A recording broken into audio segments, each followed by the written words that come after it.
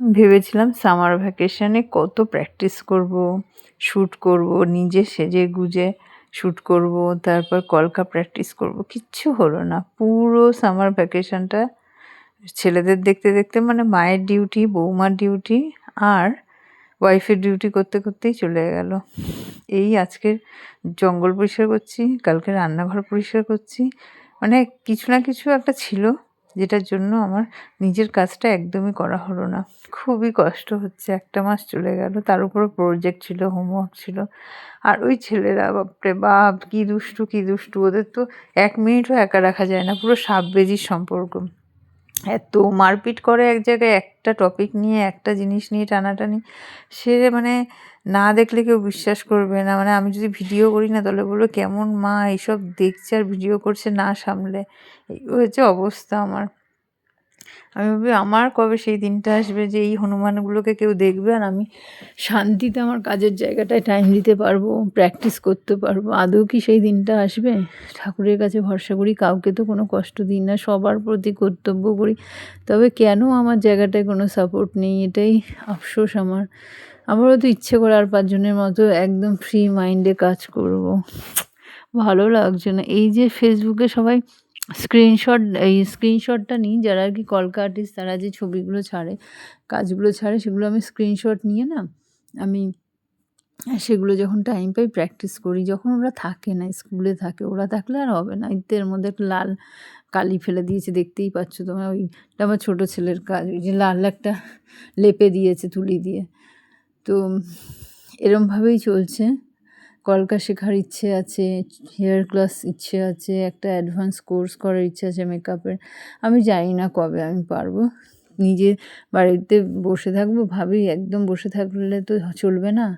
যারা শুরু করেছিল তারা তো নিজেরা কেউই ফার্স্টে শুরু করেছিল, তো আমি কেন বসে থাকবো? এই করতে করতে নিজেই প্র্যাকটিস করি যেরম পারি। আমি জানি আমি ভালো করি না, কিন্তু আমি প্র্যাকটিসটা করি টাইম পেলে। কোনো সময় নষ্টের গল্প আমার কাছে নেই।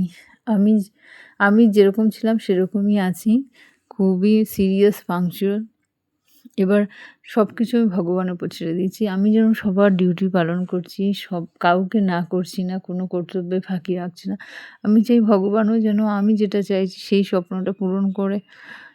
আমি অনেক অপেক্ষা করে বসে আছি আমার নাম্বার কবে আসবে, আমি কবে শিখবো সব কিছু আর কাজ করব খুব ভালোভাবে। আর আমি যেসবগুলো অর্জন করেছি সেগুলো অন্যান্যদের মধ্যে ছড়িয়ে দেবো। আমারও খুব ইচ্ছে। একটুও টাইম পাই না, জুতো সেলাই থেকে চণ্ডীপাঠ করে তখন মাঠ পুরো ফাঁকা। এত কাজ করে যেতে যেতে যখন এই কম্পিটিশনের মার্কেট, তখন এত যদি সবার হাতে সব কিছু তুলে দিই তাহলে বলো আর কম্পিটিশানে আমি জিততে পারবো? জানি না কবে আমার সেই নাম্বার আসবে। অপেক্ষায় বসে আছি। ছেলেগুলো রেখে কোথাও যেতে ভরসা পাই না, যে আমি যে মা সেই যদি এত রেগে যাচ্ছি, সামলাতে পারছি না, তো অন্য কেউ ওদের কী করে সামলাবে, ওদের অত্যাচার সহ্য করবে? বাচ্চারা তো হয়ই দুষ্টু, তারপর সেটা যেটা মা সহ্য করবে সেটা কি অন্য কেউ সহ্য করবে? জানি না কি হবে, কি লেখা আছে কপালে। আসলে তো দেখা যায় যে চেষ্টাও হার মেনে যায় কপালের কাছে। কত ভালো ভালো ট্যালেন্টেড ছেলে মেয়েও দেখেছি হার মেনে যাচ্ছে শুধুমাত্র পয়সার অভাবে, সাপোর্টের অভাবে। খুবই খারাপ লাগে।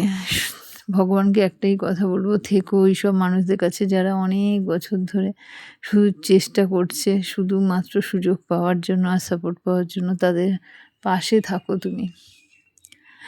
আমার খুব ইচ্ছে আর 5 জনের মতো বাইরে বেরোবো। আমি একদম ঘরে থাকি, একদম ঘরে আটকে থাকি। একটুও মানে শুধু ছেলেদের দেখা, ওদের রিসিভ করা বা সংসার সামলানো, এইগুলো একটু তো ইচ্ছে করে যে বাইরে গিয়ে কাজ করি। তো দেখা যাক কী হয়। ওয়েটিং